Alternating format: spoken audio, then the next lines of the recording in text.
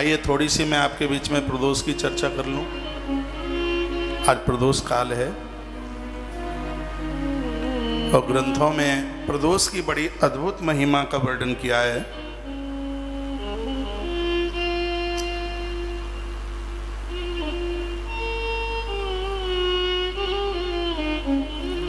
भगवान शंकर को जैसे गणेश और कार्तिकेय अतिशय प्रिय हैं, उसी प्रकार से भगवान भोलेनाथ को सोमवार और प्रदोष और शिवरात्रि करने वाले भक्त लोग उनको उसी प्रकार से अतिशय प्रिय है।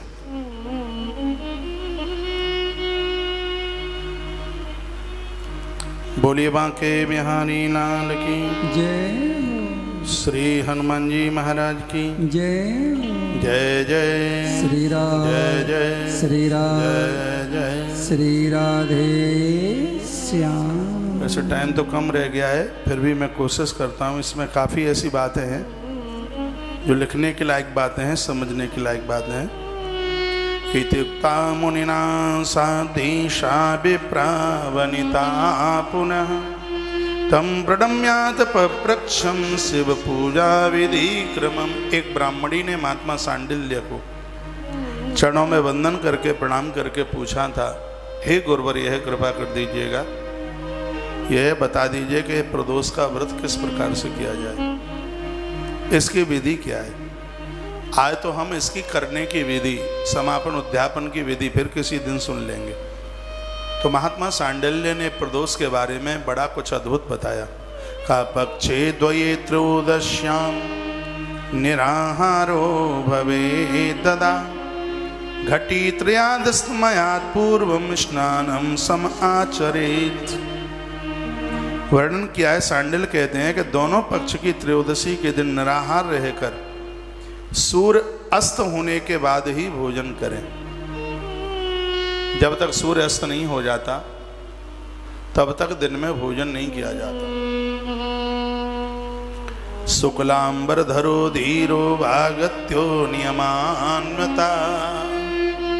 इसका नियम यह है कि स्नान करने के बाद प्रदोष की पूजा में श्वेत ही वस्त्र पहना जाता है, चाहे स्त्री हो और चाहे हो पुरुष। ये लिख लें, आपको नहीं रहेगा ध्यान। और मैं ग्रंथ के माध्यम से ये सब बातें आपके बीच में रख रहा हूँ। इसमें श्वेत वस्त्र पहने, ये जरूरी नहीं है कि वो नया हो, लेकिन यह जरूरी है कि वो धुला हुआ हो। सफ़ेद वस्त्र, श्वेत वस्त्र पहने प्रदोष पूजा में। मौन विनयान्वित होकर संध्या का जब सूर्य अस्त हो जाता है, डूब जाता है, उस समय आप अपने इष्ट का जप कीजिए। जप के बिना ये पूजा पूरी नहीं होती। भले ही आप एक माला पूरी करें, भले आप भगवान शंकर की पूजा, प्रदोष में तो महादेव की ही पूजा है, लेकिन अपने गुरुमंत्र का एक माला का जप आप अवश्य कीजिएगा। लिखा है, कृत संध्या जप विधि शिव पूजा समा भवेत।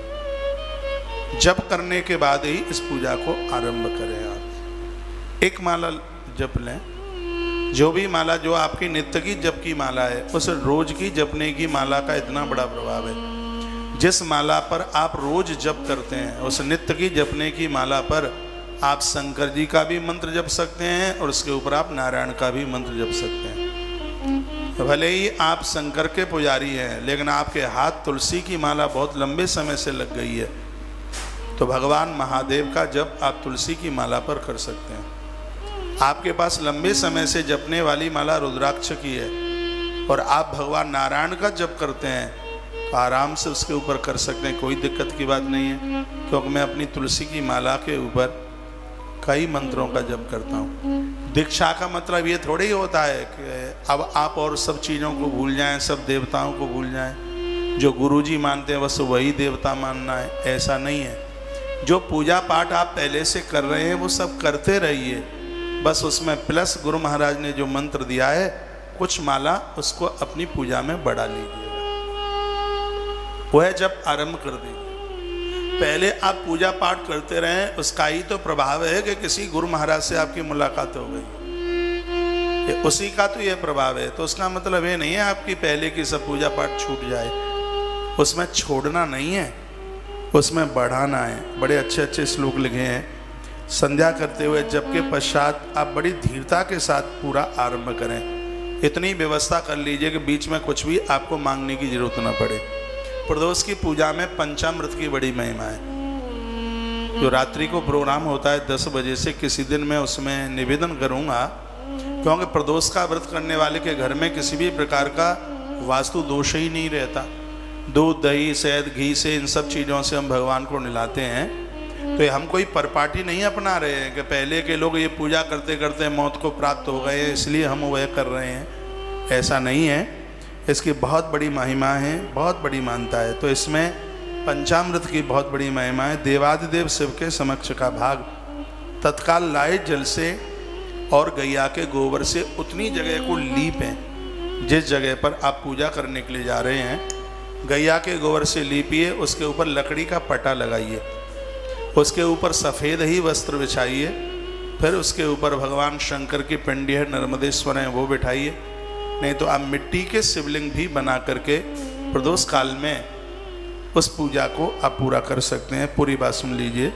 वहाँ एक मनोरम मंडल आटे के द्वारा उसमें हल्दी, कुमकुम, ये सब चीज़ें डालकर एक अष्टकमल का एक फूल टाइप का बनता है और उसके ऊपर पटा लगाएं, उसके ऊपर वस्त्र, उसके ऊपर फिर भगवान शंकर जी को आप बिठाएं। देखिए, धुले वस्त्र की बहुत बड़ी महिमा है जो कि मैंने अभी आपको निवेदन किया बताई है। इसमें सबसे बड़ी बात यह है, यदि आपसे उपलब्ध हो जाए तो इसमें 5 प्रकार के फूल इकट्ठे कीजिए। बहुत बातें ऐसी हैं जो प्रदोष में आप पहली बार सुनेंगे और ये बात आपको नहीं पता होगी। 5 तरह के फूल भगवान शंकर के प्रदोष में, प्रदोष की पूजा में 5 तरह के जो फूल हैं वो अपने आप में अति प्रभावी है। वो 5 तरह के फूल कौन कौन से फूल हैं उनका वर्णन किया गया है। श्वेत रंग के जो भी हों, रक्त लाल रंग के, नीले रंग के और बैंगनी रंग के, और इसमें लिखा हुआ है हरे रंग का भी यदि कोई पुष्प है, फूल है, तो ये 5 तरह के पुष्प इस पूजा में आप ले सकते हैं और मिल जाए तो बहुत ज़्यादा बढ़िया है। अरहर का फूल बहुत ज़्यादा प्रभावी है इसमें। तुलसी की मंजरी है, उसकी महिमा के लिए शब्द ही नहीं है। प्रदोष के समय में आप भगवान महादेव को तुलसी मंजरी चढ़ा देते हैं। 1 वर्ष तक बेलपत्र महादेव के ऊपर चढ़ाए जाएं, उसकी जो फलश्रुति है, एक प्रदोष की तिथि में त्रयोदशी को भगवान महादेव के ऊपर 1 तुलसी मंजरी चढ़ा दें, उसकी इतनी बड़ी महिमा है। ये सबको पता ही नहीं होता। करने की है, कई वर्षों तक जो यज्ञ किया जाता है उससे जिस फल की प्राप्ति होती है उतना फल सिर्फ एक बार प्रदोष का व्रत करने से उतने फल की प्राप्ति हो जाती है। प्रदोष की अभी और महिमा सुनिए। लिखा है, अतो दारिद्र मापन्न पुत्रस्ते ध्वज भामिनी। हे देवी, जिसके घर में बहुत ज़्यादा दरिद्रता है, बहुत ज़्यादा गरीबी है, घर में संतान नहीं है, संतान होने के बाद मौत को प्राप्त हो जाती है, तो तत्प्रदोष परिहार्थम शरणम यातु शंकरम। जो लोग श्रद्धा से भगवान महादेव की शरण में आकर प्रदोष काल में पूजा कर लेते हैं, उनके संपूर्ण संकट समाप्त हो जाते हैं। इसी ब्रजमंडल में नंद बाबा को कोई संतान नहीं थी। उज्जैन में पहुंचकर नंद बाबा ने कुछ वर्षों तक भगवान शंकर का महारुद्रा अभिषेक प्रदोष का व्रत किया।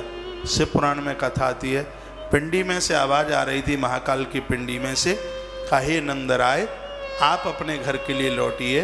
तुमने प्रदोष के समय मेरी सेवा करके मुझे इतना खुश कर दिया है, मैं तुमसे इतना प्रसन्न हूँ।